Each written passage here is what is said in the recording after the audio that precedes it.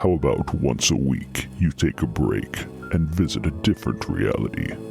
In Jack Billings Presents Haunted Apartment Complex, we bring you a comedy podcast full of ghosts, werewolves, gentle vampires, and Frankenstein monstrosities made of 72 people stitched together. And somehow, that's not even the strange stuff. A proud member of the Podmoth Network. Every Tuesday, wherever you get your podcasts.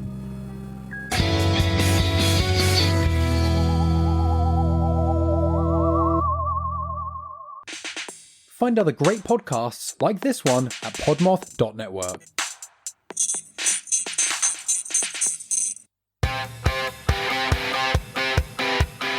The following podcast discusses adult situations and gets very sweary. Sensitive ears beware. You know what? Fuck it. Fuck my whole life.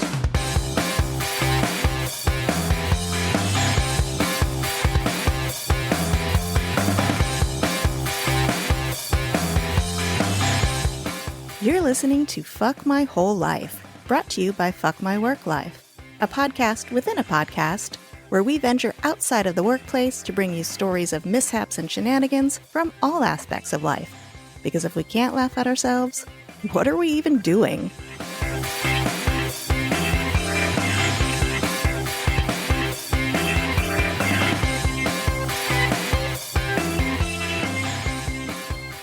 Welcome back, fuckers, to the Fuck My Work Life podcast. And the Fuck My Whole Life podcast. And the Fuck My Whole Life podcast. I didn't know if we were doing that one on this one, too. Yeah, because this is... Doing that one on this one. This one on that one. That's right. We got a themed episode today, which is travel stories. So not work related. So it's a Fuck My Whole Life. Fuck my whole life. Fuck my whole life. Also, I don't know if we've mentioned it on the actual podcast. Our intro music, which is amazing, was done by the great and powerful Leo Allen. Yeah, he did such a good job. I love it. I love the fuck my whole life. Fuck it. Fuck my whole life. So thank you, Leo. We linked his channel. I think it's YouTube. We linked to how you can get to his music because he actually creates really cool music. So you can go check that out in the show notes. Oh, I'm Kay. And I'm Jay. I think we forgot that part. The last two times we forgot to do that. I mean, I think they know by now, but for the newcomers, because we have so many every week. Yeah, we're all those newcomers. Hi, newcomers. Thank you for joining us. I'm Jay, and this is Kay, and this is the Fuck My Work / Whole Life podcast. We don't need to tell you that word. I mean, we don't need to tell them that part. Yeah. If they're listening, they know they're listening to a podcast. Yeah. If you want to watch us, you tune can into CNN at 3 a.m. every Tuesday. What have you been up to in your free time? Something you're not telling me? Any hoozle? Do we have any sort of housekeeping? I don't think so. I don't think so. The only thing I can think of is this is coming out on the what's today? The 18th, right? 19th? 19th. 19th. 20, 21, so this is coming out on the 22nd on the 20 well, the 22. On the 24th, I'll be joining Dustin Holden, friend of the pod, Dustin Holden, for a live Instagram for his book club. And we read Nick and Charlie, a novella in the Heartstopper series. Aww. It's a cute little love story. And it's a really quick read. So even if you're listening to this on Thursday, you could read it by Saturday and join our live discussion. Oh, and that's at 10 a.m. Pacific, whatever that translates into in other time zones. Was that 1 p.m. Eastern? Something British time? Yeah, I don't know. Something else the other time. But yeah, that's pretty much all I got. We drink because we life. We drink because we have travel disasters. Well, I like that one you told me today. Like, I really wasn't going to drink today, but man, I miss George Washington. Yeah. Yeah. We're recording on President's Day. So yeah, pour one out for the presidents. Old wooden tooth. I heard that was a myth. It is a myth. He Yeah. actually had donkey teeth on the top and other people's teeth on the bottom. Oh yeah. So we drink because we life, and we drink because it's President's Day, and we drink because travel. That's what we do. Disasters. What are you drinking, Jay? This is actually my first time having one of these. It's They're not all right. Coors Light. Yeah, they're all right. They're not great. I am having a Truly, and I got their, I don't know what it's called. Oh, yeah, it's like a special pack. Peak refreshment. Yeah. Whatever the hell. But there's one that's like Arctic berry, and then this one's mountain pear a dice. Yeah, I don't know what the fuck that is. Well, it's pear. It's pear. A dice. I get it. Yeah. I was like, what kind Paradise. of fruit is a dice? Is that pear odyssey? It's a pear odyssey from the mountains of Caucasus. I'm drinking Some fancy shit. It's from a local brewery called Pure Project. I went there for the first time yesterday for yoga and a pint. And it was a beautiful brewery in lovely Carlsbad, California. They have them all over, but I went to the one in Carlsbad and did a nice yoga class that I'm still hurting from. And then we got a pint, and I tried this particular drink, which sounded very strange, but everyone was getting it. So I was like, okay, I'll try it. Yeah, Opaki Dreams. It's called Opaque Dreams, and it's a smoothie style ale with blueberry and peach. And so it tastes like an ale, but it kind of tastes like you took a smoothie, like you blended some peach and some blueberries, and then you pour some beer in it and just blended it all together. And it's kind of thick, but it's actually very delicious. So when it looks like a smoothie. When I saw the cans in the fridge, I was like, oh, she must have got like a stout or something, because it's like a kind of brownish, blackish can, or at least the sticker on the can is. And I was like, oh, she must got like a stout or a porter or something. And then when we came up to record, you were carrying that glass, and I was like, it looks like fucking wine. Yeah. Yeah. Did she get wine? Smoothie. It's delicious. It's so good. I mean, so good that I bought a 4-pack upon leaving. So yeah, that's what I'm drinking. Pure Project Smoothie Ale. If you want to share what you're drinking just because of life, just tag us, fmwlpod, with what you're drinking. That's right. And on that note, we've got a themed episode, which we've mentioned multiple times at this point. I think so. Kind of stemmed off our debut Fuck My Whole Life episode with Dan. He had some really great travel. I don't know if you would define them as disaster travel. Let's just say adventures. Adventures, shenanigans. Yeah. So that kind of spawned the idea that we should do a whole episode based on travel adventures. So Jay, do you have any travel adventures of your own that you'd want to share? I've got a little story that is pretty interesting. I don't think I've told it before. It was my first time traveling. Actually, my first time traveling outside of the country. Mm-hmm. I was going to Israel on a sabbatical. And on a sabbatical? Yeah. And I flew out of LAX. You know, I try to dress as comfortable as possible when I travel. Plus, this was a straight through flight, no layovers. So it was 16 and a half hours in the air. Yeah. Straight from LA all the way to Tel Aviv, Israel. In a non-first class seat. Seat. But I will say the bulkhead seats. What do you call a carrier? The flight? The airline? There you go. The flight business people? Yeah, the flyer guys. So the company that I was flying with was El Al. It's the Israeli, it's like their airline. And I sat on a bulkhead with a bulkhead in front of me, so I had plenty of leg room, and I paid extra for the seat. I think I paid like $200. It was like $100 each way, so there and back. Mm-hmm. When I got to the airport, I was going for a couple months, so I had 2 big suitcases to take with me. When I was waiting for the flight to leave, I'm in flip-flops, shorts, and like a white t-shirt, basically what I'm wearing now. And I got pulled aside, and in my carry-on, they would not allow electronics in your checked bags. I don't know if that's normal with every airline, but electronics had to be in your carry-on. So I had a tablet, I had my phone, I had my laptop, I had all the chargers for it. I had a pretty good amount of electronics in my carry-on. So I go through like TSA check or whatever, and I'm sitting there waiting for the flight to leave. And I got there really early. I get everywhere. Everywhere I go, I try to get there early, but I'm there like 2 hours before the flight is supposed to leave at the gate waiting. And 2 suits, because it sounds cool. The Men in Black? Yeah.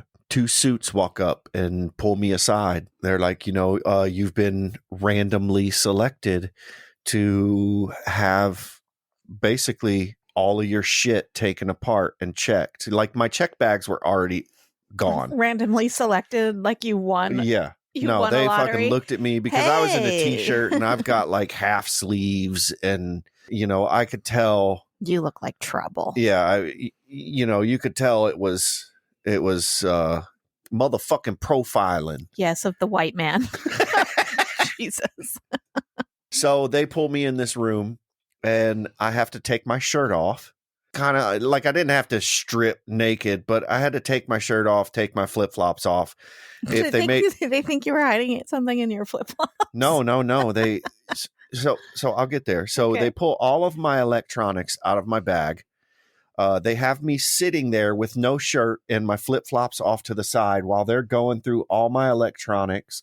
They couldn't open them. They couldn't like turn on the tablet because it wasn't an iPad. It was just I think it was like a Toshiba tablet. They didn't ask you to turn it on? No, and I wouldn't have if they Easy did. bum.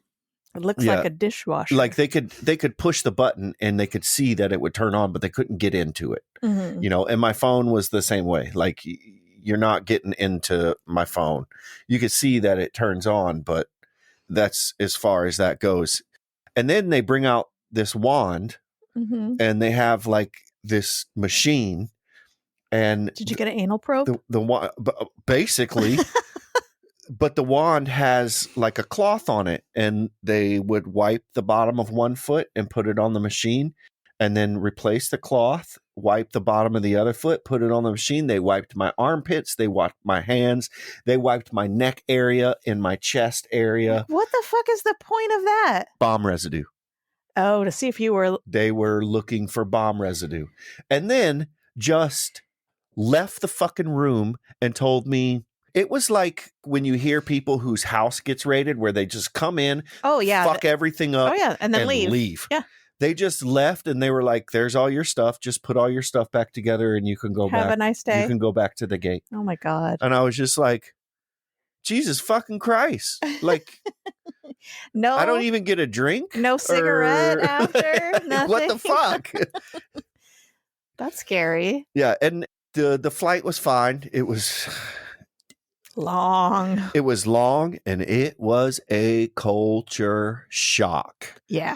When they Just the flight. Yeah. When they start doing their prayers. Yes. Yeah. Like and they're going to come up to the bulkheads where there's room, Yeah. which is where I'm sitting. And they're like tightly wrapping that leather strap around their arm and doing prayers. Yeah. And like you see them when they're done and they unwrap their arm and it's like marked. Yeah. I was just like, what the fuck is going on? Yeah. It's definitely culture shock if you don't. Did they check this motherfucker for a bomb? Yeah. Because I think he's crazy. You don't grow up around Jewish culture. It's because when I went to Israel, it was I think it was just United. It wasn't even an Israeli airline, but there were a lot of Jewish people on the flight, and at that certain time, all of the men stood up and started doing their prayers, and I was just like, what is happening? Yeah, it's interesting. Definitely interesting. it was. But yeah, that's a long flight. Yeah, it was pretty long. I've got a travel story. I actually have All a right. story. Are you done with yours? Yeah. Okay. Yeah. Okay.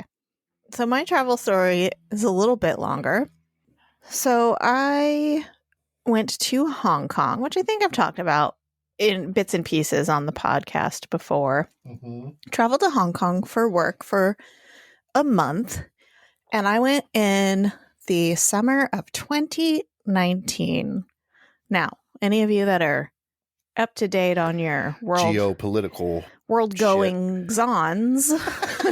world goings-ons. The summer of 2019 was when Hong Kong was full of civil unrest and protests.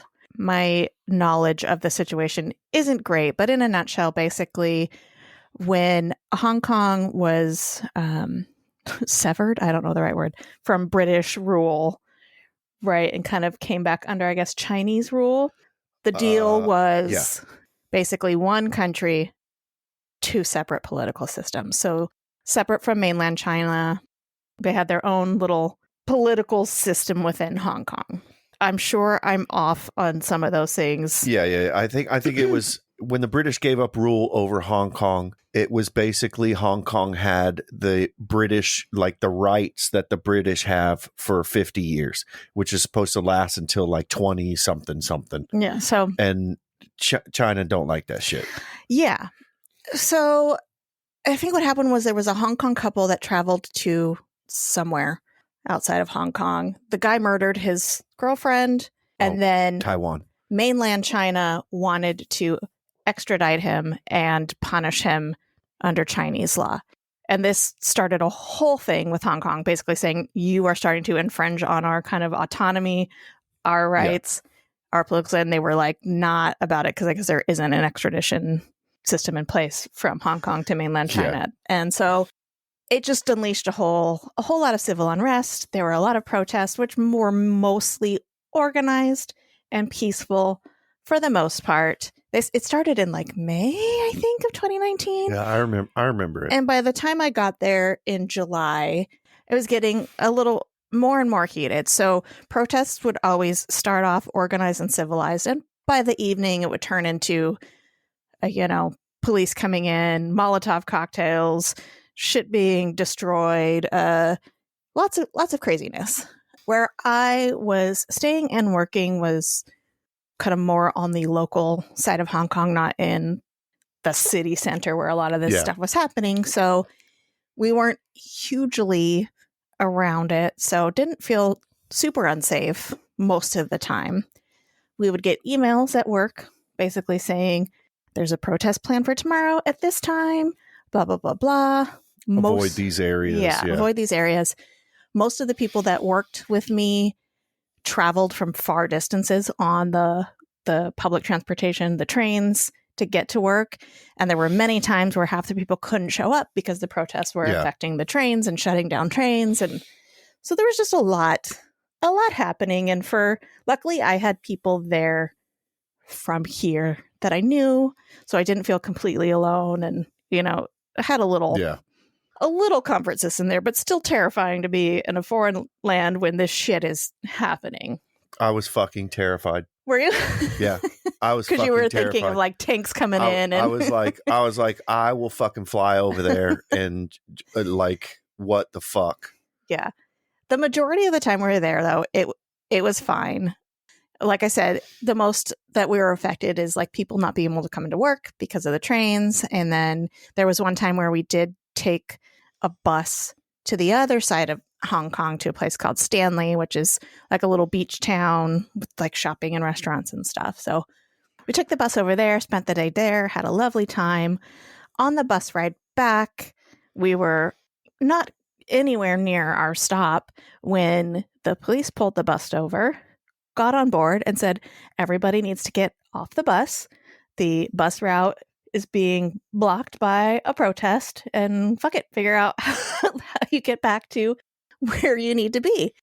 So we all had to get off the bus. And luckily the people I was with had spent a lot of time in Hong Kong. They knew where we were.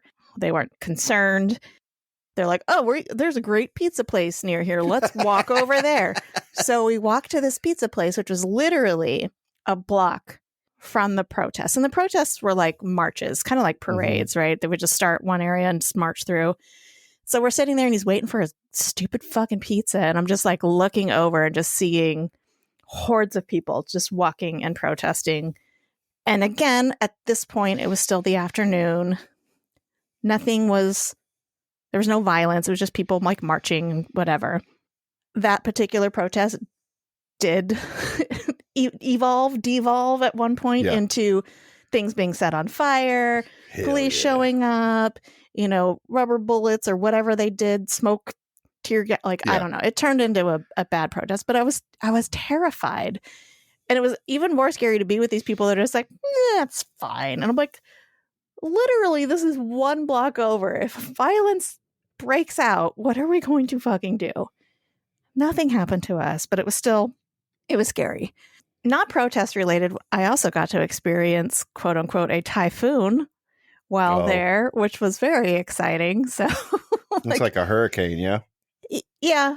I don't know what step it is above hurricane, but I don't think, I think typhoons are hurricanes. They're just called typhoons in Asia. Okay. So we're at work and we get an announcement from the director of the office. Bad typhoon coming our way. Everybody get home now. So we're like, okay, great. Where I was staying was a block away from where we work. So we could walk to the hotel. Other people had to, try to get the trains before they shut down and whatnot. So everybody's rushing out of the building. It is raining. So I have never seen it rain this hard before. And it's just sideways. I was drenched in the matter of seconds, even with an umbrella, but everything shuts down. Everything. So restaurants, shops, everything shuts down. So we're like, well, shit, we got a short amount of time before we can get some food to take back to the hotel because we have no idea how long everything's going to be shut down. So there was this mall behind our hotel that had like a McDonald's, a Starbucks, and then a little convenience store type thing. So we're like, well, we'll go to the convenience store. And we're in there with our little baskets. And it's like beer, wine, beer, a thing of Pringles. I get in line and the two people I'm with, I look at their things and it's all beer, some chips. Like everyone ahead of us in line has got their groceries and their... Yeah. But you're in a hotel room. You can't cook. So we got the essentials. We got the beer. But it was just funny. Like the three Americans were like, typhoon's coming. Gotta get the beer. It ended up not being bad at all. I was hoping to see, cars being blown down the street, but it was kind of a weak typhoon. Yeah. But we got the day off and we got to drink beer in the hotel all day. So fucking A. That part was fine, but that was my typhoon experience in Hong Kong. Back to the protests and just being in Hong Kong in general. About week 3, I was fucking over it. I was ready to be home. About Hong Kong and the protests. Basically, fuck that shit. Never again. Thank you very much. Like I said, seeing the news and stuff, it looked scary, but where we were, it never really, really affected us. So it was kind of just like watching something from afar, even though it was kind of happening around us. But usually, like the two times that I've traveled for any length of time, by week 3, I'm like, I hate this. I want to be home. I don't want to be here anymore. And then you add on top of that the protests and stuff. So my last week in Hong Kong, that Monday, we get an email, from the company saying all Chinese airlines and Chinese airport workers are going on strike. Me and my anxiety, even though I wasn't flying a Chinese airline, I'm like, well, I'm flying out on Friday. Like, is everybody working in the airport going to be on strike? Like, even though my airline isn't a Chinese airline, am I going to be able to get the fuck home? And the strike only lasted a couple days. They were back to work. So I was like, okay, crisis avoided there. The Thursday is my last day working before I fly out on Friday. And I'm going around saying, my goodbyes to people and this and that. And I'm heading back to my desk and my coworker's like, have you seen your email? With this scared look on his face. And I was like, no. So I go look at my email, Protest planned at the airport for Friday afternoon, expecting thousands and thousands of people to sit in at the airport, obviously disrupting travel. And I'm just like, Jesus fucking Christ. Yeah. At this point, my flight was at, 11 in the morning, and the protest was planned for 1 p.m. So I'm like, okay, at least I'll get to the airport a couple hours before. Hopefully I'll be gone before the protest even starts. Scared, but still like, okay, it should be fine. About an hour later, I get an email from my airline. Your flight has been delayed an hour and a half. So now I'm like, nice. Great. I get to fucking be in the thick of shit. Now I'm even closer to the protest. And also, I only have a 2-hour layover in San Francisco to catch my flight home, basically. Yeah. So now it's a half hour. So now that's not gonna fucking happen. And I'm texting my boss, hey, what happens if I don't make my connecting flight? And she's like, oh, well, they should just, they should reschedule. They should put you on a different flight, blah, blah, blah, blah. Everything will be fine. Oh, yeah, by the way, there's also a huge fucking protest planned, but I should be out of there by then. All this back and forth with my boss. I feel like a lot of times when there's travel issues with a certain place, a lot of the bosses are very like, they'll take care of it. Yeah. They'll take care of it. And it's like, yeah, but what if they fucking don't? Yeah. And then it's just like, well, you're getting paid. It's Right. like, yeah, that's fucking great. But I would rather not be getting paid and be at home. Right. Yeah. So my anxiety level is on high alert. I'm back at the hotel. I'm packing. I have the news on. I don't understand a word that's being said, but I'm, looking at all the different things that are going on in the news with the protests and stuff, and texting my boss back and forth about, right now my anxiety is like coming in contact with protesters at the airport, maybe blocking my entrance into the airport. Yeah. And then missing my connecting flight. So already high level of anxiety there when, I don't know, I feel like it was maybe 9:00 at night. I get another message from my airline. Your flight has now been delayed another 4 hours. So now my flight's not leaving until 3 in the middle of a gigantic protest. And I'm like, I don't know what's going to happen. I don't know if flights are going to be grounded if it's so bad. Yeah. I'm just terrified that I'm going to be murdered in the fucking airport or get caught up in some crazy ass chaos. I'm still texting back and forth with my boss. Like you said, no one really seems to be, oh, well, I let our security people know. What the fuck are they going to do? What are they going to do? They're very far away. Do I cancel and reschedule for another day? But at this point, I'm like, I just want out of this fucking country. I just want to be home. It's a nightmare. Like, I don't know how I survived that evening with the level of anxiety and going through my system. But I decided I kept my original cab ride for the first flight that I had scheduled. So I got to the airport at 9 a.m. So my flight didn't leave until like 3 or 4 because I was like, I don't want anyone blocking my way. Yeah. But then also, like, I'm in the cab right over there. I'm like, what if he's part of the, like, revolution and he knows I'm going to the airport and he drives me to some, like, fucking weird location and drops me off and then I'm murdered or sold into the sex trade. Like, I don't know. Like, the thoughts going through my head were insane. Like, I get in the cab and I'm, like, secretively, like, taking pictures of his credentials and his name on the dashboard and shit just so, like, it's smart. I think I sent it to you. I might have even texted it to you, like, if I don't show up, here's the cab that I was in. You may have. But I was just a bundle of fucking anxiety. Get to the airport, no issues. It was very quiet when I showed up. And I wasn't even sure they would even allow me past security that fucking early because it was so early. But they did. I got in. I got to my gate. So the protest was planned for the arrivals area. I was obviously in the departures, which is like the level above. Get to my gate and spend all day just laying one of the chairs, watching the news on the TVs they had in the terminal of the thousands and thousands of people showing up below me Yeah. and protesting. It was basically like a sit-in. They all just came and sat and just disrupted, Yeah. the arrivals into Hong Kong. Because that's going to fix China coming and taking your freedoms.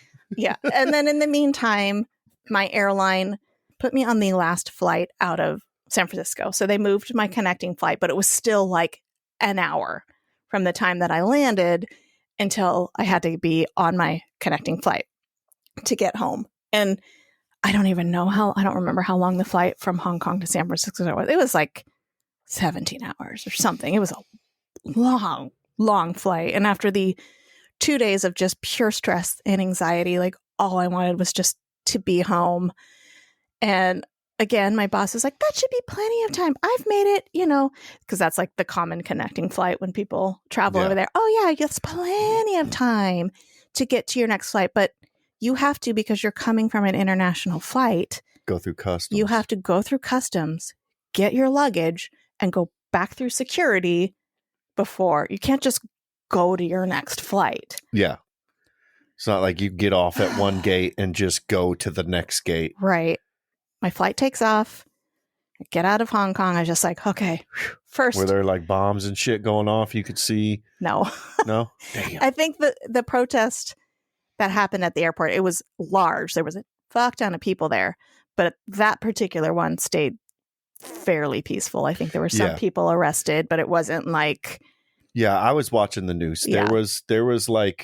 There were cops beating people. Yeah, dragging them out of there, but it wasn't like a huge. Because there were some protests not at the airport where they were literally like vandalizing police buildings and they throwing were like Molotov trying to light them on fire. Yeah, so it was. There were bomb threats on the public transportation trains and stuff like that. So it was definitely escalating, but that particular day wasn't horrible. I got out of there, land in San Francisco, and I'm exhausted. I don't sleep on planes, so I probably haven't slept in 48 hours at this point. Get off the plane, go to customs. There's probably a 20-minute wait to get through customs. I get in there and they're asking me all kinds of stupid fucking questions. I'm like, I just want to fucking go home. I live here. I went there for work. Oh, blah, blah, blah, blah, blah, blah. Shut up. Yeah. So I make it through customs. Then I have to find my fucking luggage. And it's like a sea of luggage. It's not the regular baggage claim. They just throw it out onto it looks like a convention floor. And you just have to find your airline and find your shit. So that's another, 10 minutes or so to find my luggage. So I've got a half an hour to get my fucking flight. Now I grab my luggage. I run towards security. Long ass fucking security line. And I'm just like, fuck. So I get in line and I'm texting one of my best friends who lives in the Bay Area. And I'm like, hey, worst case scenario, can I crash at your place tonight? Because this was like the last flight out back home. And she's like, yeah, of course, we'll come get you. But I don't want that to happen. I just want to be home at this point. I'm getting all teary-eyed thinking about it. This is so stressful. So I'm standing there in line and I don't know what came over me, but I kind of left my body and became a person that I am not. And I just started asking everybody. I'm showing them my boarding pass. I'm like, my flight leaves in 20 minutes. Can I go in front of you? And everybody, I'm literally going through this line of 100 people. And everybody was just like, yeah, go. Yeah, girl, do you go. have $1? Go get so out of character for me. I am not that kind of person. I'm usually the person I'm just suck it up. I'm going to sit in this line forever. But I'm just I have to get home.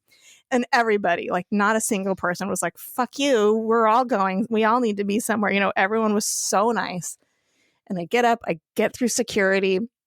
I see the board where my next flight is. And it is literally on the opposite fucking side of the terminal from where I am. And I start running. I was running. It was like a scene out of a movie. I've got my carry-on rolling behind me and I'm just fucking booking it, like jumping in and out of people, like running around people, like, like I'm sweating. I'm just hot and full of anxiety. And I make it literally to my gate seconds before They're closing the gate. Like I was the last person to get on this flight. And my seat, because they had to rebook me, was the very last row of the airplane. Of course. So I'm like making my way down the aisle to the back of the plane, and I'm literally sweating and I'm like crying because I made it on my flight, and I don't even know what I did with my carry-on, threw it somewhere, and I like sit down and the guy next to me is just like staring at me because I look like a fucking I was mess. just about to say, how many people do you think saw you on that flight and were like, oh, this bitch is going to be a problem? I was just like, I got in my seat and I was just like, oh, I just sighed, and the guy next to me was like, you okay? And I was just like, you have no idea what the last 24 hours have been like. And then I think I must have texted you like before the flight actually took off. Like, I made it on the plane. And that was my fucking Hong Kong story. And I was just like, oh my God. And shit just continued to get worse in Hong Kong. And I still we had a friend there. Yeah. And they wanted him to stay longer, and shit was getting bad. And we're like, get the fuck out of there now. Yeah. I remember him being there. And me sending him messages like, dude, don't be a fucking idiot. Get like, out. Fuck these people. Get out. This could go really bad. And it reminds me of when I was in Israel and the war was going on, and I had everyone emailing me, telling you to get out. Calling me, family members crying over the phone, like, get on a plane. Yeah. Because the news made it look so bad over there. And I was like, nah, I'm not leaving. Yeah. Yeah, it was terrifying. I had a great time the first 3 weeks. But it was scary. That whole last week was really scary. Against All Oddities, a podcast about three brothers coming to terms with the oddly true and the truthfully odd. I'm middle brother Chris. I'm youngest brother Tim. I'm Nate. And together we talk about werewolves, ghosts, astral projection, immortality, aliens, ESP, the devil, witchcraft, the occult, UAP, Stargate, and sometimes color. We have over 4 seasons of weird stuff with new episodes monthly. Find us wherever you get your podcasts. So we have some listener stories. Yeah, we have listener stories. For travel disasters.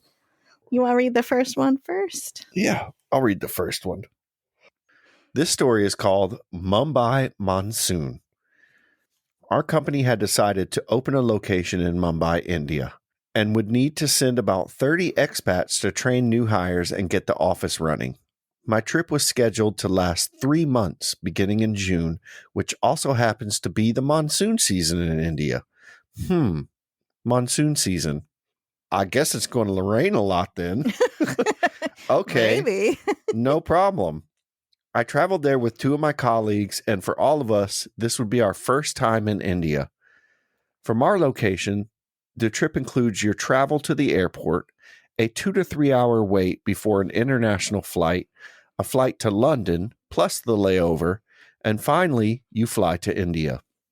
All of this travel takes more than 20 hours, and we were fully exhausted when we arrived. Yeah, those flights are crazy. Fucking Christ. They're so nuts. The hotel would be sending a van to pick us up, so we looked for the driver holding a sign with our names. We found him right away, and we were very ready to get to the hotel for a shower and some sleep. Since all 3 of us were staying for 3 months, we each had 2 large suitcases and carry-on bags. The hotel van was pretty small, and with a driver, 3 passengers, and 6 large bags, there was no way to fit all the luggage in the back. Oh, jeez. The driver had to put 2 of the large bags on top of the van. Guess whose bags got to go up top? Well, it'll be fine because he tied them down. No worries. We headed out to the hotel. I sat in the passenger seat and had a front row experience for the craziest driving and traffic situation I had ever seen in my life. I feel like every country outside of the United States that I've gone to, the driving is just crazy. Rules are just suggestions. Yeah. Like every single one. Oh, yeah. France, every single England, Italy, Hong Kong, Israel. I think that's why, like, Americans, when they travel outside of America for the first time, it was always such a culture shock because everything you get bumped into walking down the street, and it's not like the people want to fight. That's just what happens. Yeah, there's no. And here, it's like if you get bumped into, you know, it's like, fight? oh, you looking for some shit? Yeah, there's no. Yeah. Anyway, that's a whole other. Yeah. So the traffic was craziest situation this person had ever seen in their life. Driving lanes were more of a suggestion that no one seemed to care about. Motorcycles carrying a family of 3 to 5 people zoomed in between the cars with only dad wearing a helmet and a kid sitting on the handlebars. Oh my God. Everyone was honking their horns to signal to the car in front of them that they were approaching. And then it started to pour down raining. It rained so hard, the windshield wipers could barely keep up. Total period, sensory period, overload period. Yeah. Especially after a long ass flight. Oh, Jesus fucking Christ. I'd just be crying. Yeah. We all looked at each other with our eyes about to pop out of our heads. This is nuts. And just then, a car next to our van hydroplanes into my door, shattering the window, and does a 360, hitting us again and taking the side mirror off. Holy shit. Our driver pulls over and starts yelling at us to give him a mobile phone. He uses my colleague's phone to call his boss and tells us to wait in the car. It's still pouring rain. And now there's no window protecting this person. Yeah. We are all fine. No injuries. But the van is fucked. At this point, I'm not sure if my bags were still on top of the car or spread all over the highway. Holy shit. If they fell off, the traffic is so bad, there is no way my stuff will survive. The driver's boss arrives with 2 other men after maybe 20 minutes.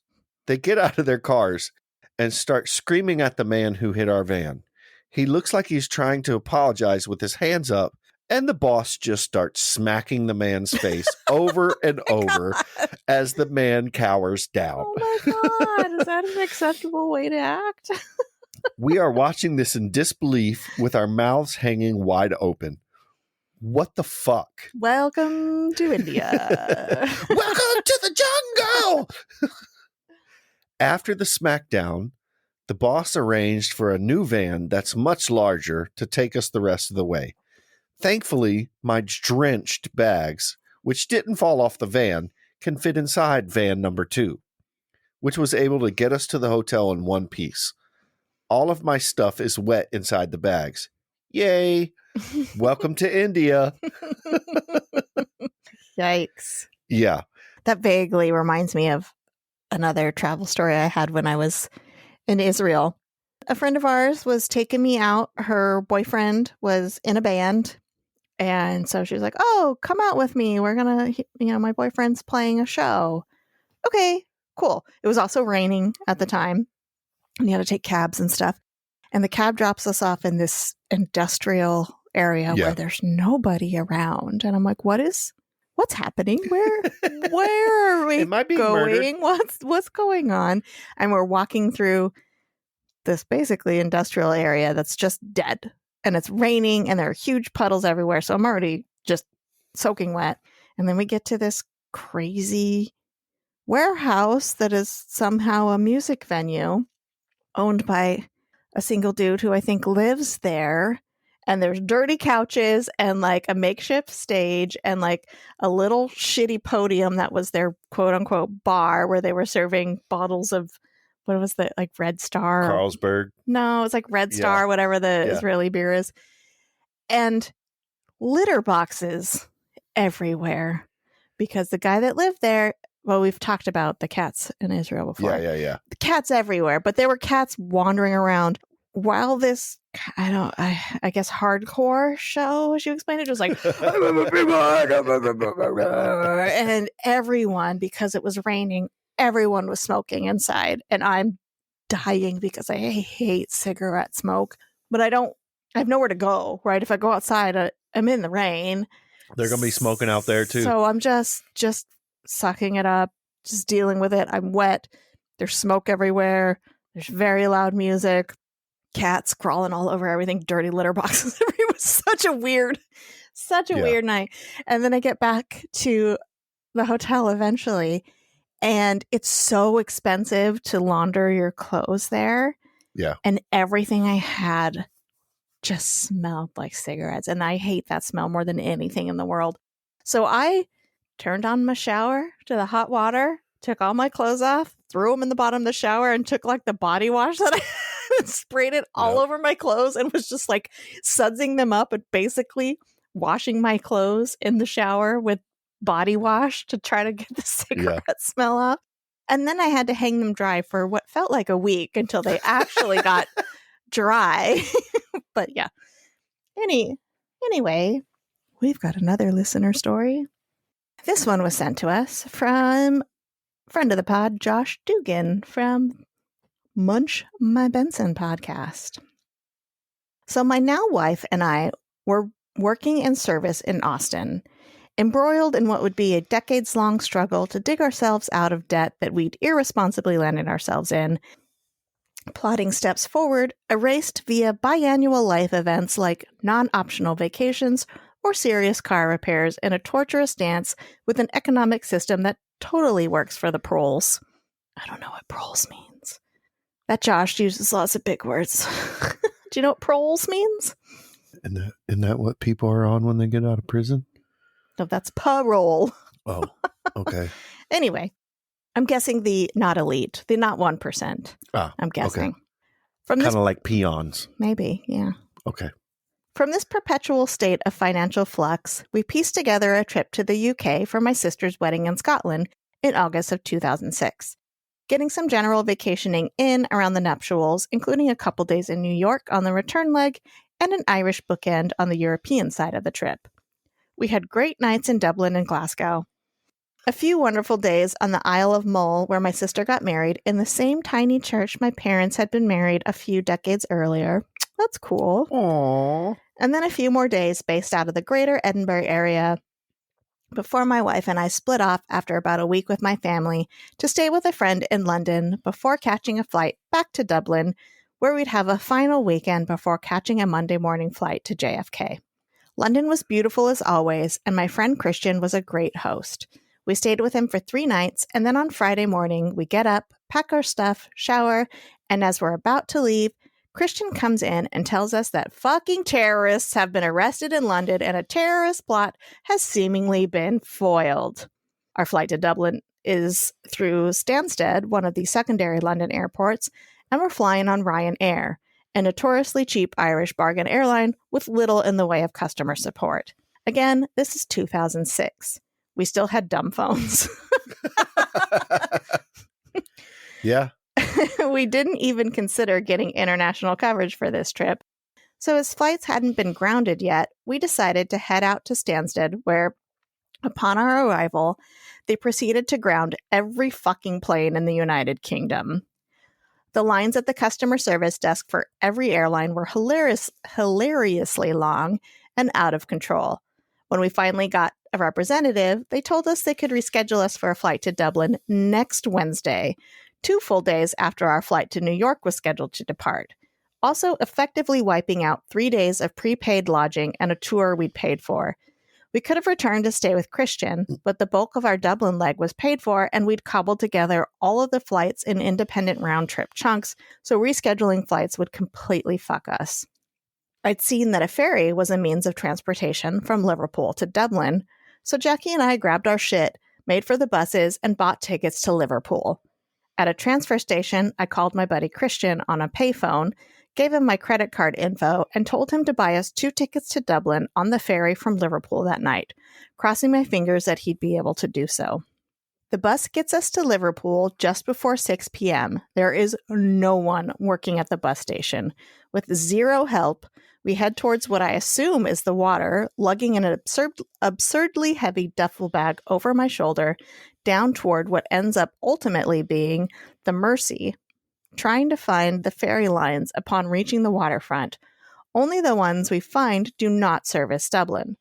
We ask them if they know where that ferry line would be, and no one has any fucking clue. We finally get to the counter. We do have tickets. They effectively maxed out my last credit card. We steam across the Irish Sea, attempting but failing to sleep on flat leather, barely padded benches, hitting the harbor in Dublin at 5:30 a.m. Like a true Irishman. Yeah. With 90 minutes to kill before the hostel we've booked has someone at the front desk.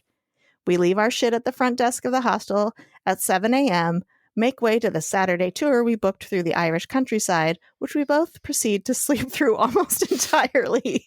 The money we spent to get to Ireland basically wiped out what we'd hoped to be able to do. Ireland was very much in the midst of an economic boom, so things were so expensive that our one meal on Sunday consisted of us splitting a sandwich from Quiznos in one of the least satisfying meals imaginable. We did have a great Sunday night in Dublin when Jackie and I walked over to the Brazen Head, where we were going to nurse a Guinness or two before heading back to the hostel. Still poor, only to have a quartet of Irishmen ask if they could sit at our table, to which we gladly obliged. They proceeded to buy us drinks all night, someone always picking up the next round before we could pick one up, and buying my unsuspecting wife a Sinn Féin newspaper centrally concerned with honoring the 1981 hunger strikers. I don't know what that means. Yep. We'll have to look that one up. Moving along. Jackie's paycheck hit our checking account on Monday, so our trip to New York had some of the financial stress that had plagued our last few days alleviated. It took over a month for Ryanair to finally refund our tickets to us. I'll never go to Liverpool again. Damn. It's just like one thing after another. Yeah. There also seems to be a theme to our stories tonight of terrorism and civil unrest and war. Yeah. So this is part 2 of the story I read previously. So the hotel that our company decided was the best option for us was a boutique hotel that had maybe 40 to 50 rooms. They chose it because it was large enough to accommodate all the U.S. expats, and it was within walking distance of shopping and some restaurants. I want Indian food. After the first 3 of us arrived, more expats gradually showed up over the next few days. The rooms were pretty standard with what you would expect to see in a decent hotel. Bed, closet, dresser, private bathroom, and a room safe in the closet. After we had been staying there for maybe just under a week, an all-hands meeting was held downstairs in the hotel restaurant. Some of our staff had realized that cash was starting to disappear from their room safe. The thief was very calculated about how they were stealing the money, though. They didn't take it all at once. They would go into our rooms while we were out or at work and steal just a few bills. Those who knew exactly what they had in cash were the first to notice it. The thief was smart enough to only take a few small bills, so we would probably just think we had spent it. However, some had cash from other countries, and the thief stole large amounts from them, probably not realizing the difference in value. Management contacted the hotel owner with the situation, and they did an investigation. There is a device that can be used to open a room safe in the event the person who locked it forgot the code or leaves it locked up upon checkout. The hotel manager and one other staff member had access to this device. They checked the log and found the employee who was responsible for the crime. Our entire group of expats were told to go home from work and pack our bags. We were moving to the Hyatt. What if it was the manager doing it and he just threw the other guy under the bus? Yeah, I don't know, because it doesn't say. They just figured out who did it. Yeah. You know, and it was the manager and one other employee who had access. Yeah, that's scary. Staying in a whatever, everything's scary. I see. Yeah. This woman has been popping up on my TikTok.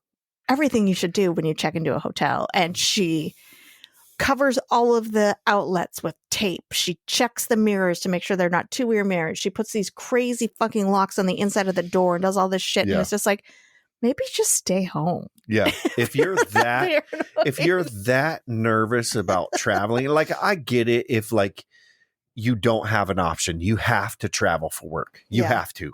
I get it. You need Yeah. to take your precautions. But anytime you go anywhere and you're putting tape on the mirror and, you know, seeing if when you touch the mirror, is there a gap or is there not a Yeah. gap? And using one of those, have you seen those things that you look through and it's like the red lens? And if there's a camera, the lens of the camera will like shine.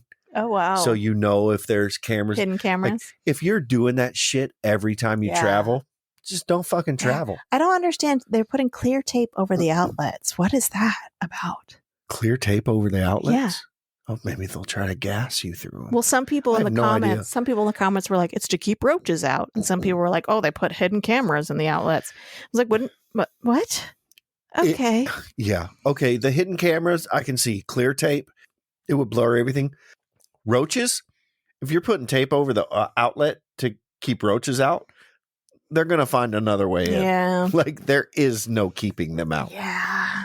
They were putting shower cap looking things over the toilet seat, checking for bed bugs, which is smart. You should check for bed bugs. Over the toilet seat? Not on, no, two separate things. Okay. I was like, what the fuck? Two separate. You're putting shower caps over the toilet to check for bed bugs? No. Two separate things they were doing. Yeah.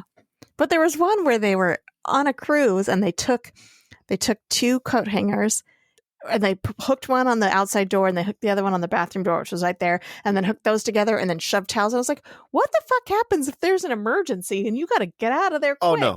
And Like, now you got to look, finagle this shit. you can die by an intruder or you can die by a fire. Yeah. Take your fucking pick. Yeah. I mean, I get being safe, but yeah. Anywho, so we got one more story. We got one more? Yeah. This is going to be a good episode. This one comes from our fearless leader over at Podmoth, Janine, of the Identities podcast. When I was in college, I went on a service trip to Belize. We were bringing school supplies and books to the kids there. We also helped paint the zoo's visitor center. There was also downtime planned so that we can get in a little bit of vacation as a reward for the hard work. On the last week of the trip, our fearless leader brought the whole group to the hotel where she'd made reservations a month or so ahead of time. We go to the main office and she is told that he gave our reservation away to someone who had arrived earlier than us. Fearless leader tries to explain that we're here from the US and don't have reservations anywhere else. Like, why would you have reservations anywhere else? Right? You made reservations at this place. We traveled over an hour by bus to get there. The guy is completely unsympathetic and refuses to budge. I realize that fearless leader is not fearless or a leader as she begins screaming at the guy and crumbles to the ground sobbing and basically loses her mind while surrounded by 17 college students. I made the decision to go back to college at 28, so I was older than any of the other students there, and this whole situation had me rolling my eyes pretty hard. Myself and a couple of others had to take the reins because our cruise director had clearly gone overboard. In our broken Spanish, we asked the guy she was talking to if there was any other option. We just needed basic accommodation for 2 nights because we were taking the water taxi to Kai Kulker. I don't know if I said that right. Kai Kulker. And had reservations there for the remaining time. We didn't need individual rooms. We didn't need anything fancy and so on. He says they have a sister hotel in the main part of the city, 15-minute walk, and we could stay there doubling or tripling up on rooms for the first night, and he would hold our reservation for the following day as the other people were checking out. We basically all took that information and the printout they gave us to hand to the desk clerk at the other hotel and left. We didn't wait to see how fearless leader was, just grabbed our bags and took off with the rest of the group. The following night, we went back to the better hotel, had a barbecue, swam in their super nice pool, and slept in cute little cabanas. It was a great time. No thanks to fearless leader. I'm guessing fearless leader followed Who knows? But she definitely didn't lead She just cried in the lobby all night of the other place. for 2 days, just crumbled on the ground, crying. Why did this happen to me? Well, those were good stories. Thank you, everyone. Yeah, thank you. For sending in your travel disasters. If any of you listening have stories you'd like to share, whether they're travel disasters, in-law stories. No, but if this sparked a story, if you're like, oh shit, I missed the travel story. No, send yours in. We will read it. Yeah.